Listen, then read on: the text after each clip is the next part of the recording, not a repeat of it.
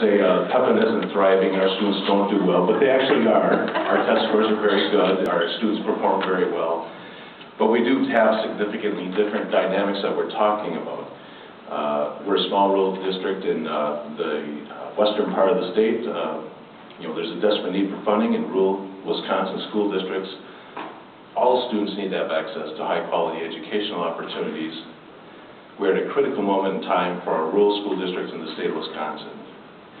When you hear what Middleton Cross Plains is talking about as a wealthy school district, not providing all the opportunities they want to provide, the flip side for small rural school districts is we're not able to provide the programs for students that we need to provide.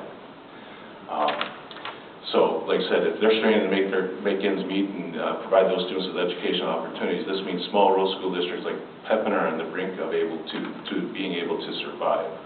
In concert with that, we have new mandates out there like RTI, educator effectiveness, smarter balance assessments.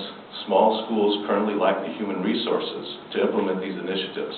In Pepin, I'm the only full-time administrator. I have a half-time elementary principal who also does some curriculum work for me and teaches Spanish. So again, wearing lots of hats. I'm the district administrator, I'm the high school principal, I'm the business manager, I'm the special ed coordinator or director, and everything else that needs to be done. Without increased funding, Pepin will not be able to expand to meet these challenges, but will be reducing more opportunities for our students without the ability to address these currently unfunded mandates.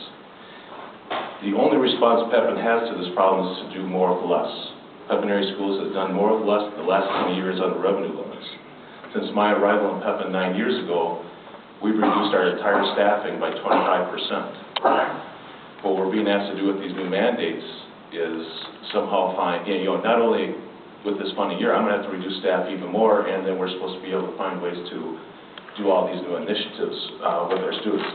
And when I'm talking about these initiatives, these are fine initiatives. My complaint isn't about that. It's being able to adequately fund it so that we can actually implement it. If the leadership in the state is serious about implementing these initiatives, our legislators must find a way to, provide adequate resources not only to rural school districts like Pepin, but all schools in the state. State leaders must provide districts with the capital needed to successfully implement these initiatives that they have mandated upon our local districts. Again, RTI is a wonderful program. It can have a positive impact on our students and what we do with kids.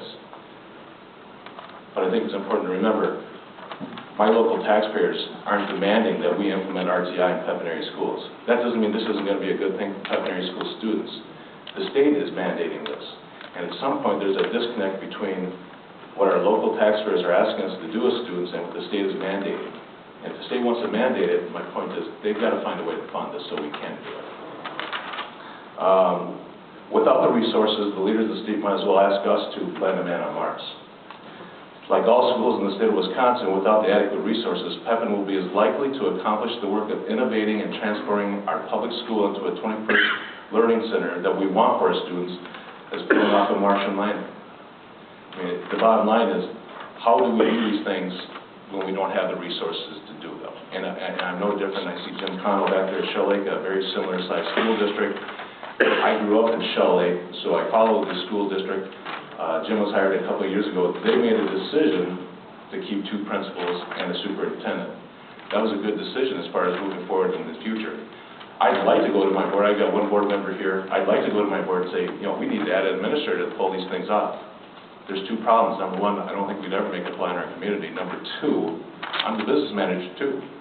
We don't have the resources to do that. It just simply is not going to happen. So, again, like I said, these rural districts, I think, is at a critical time. And some of these mandates are demanding many resources that we simply do not have access to. And something's got to change for us to be able to do these things successfully. And I want to do these things for our kids. But we have to have the resources to do it. Thank you for your time.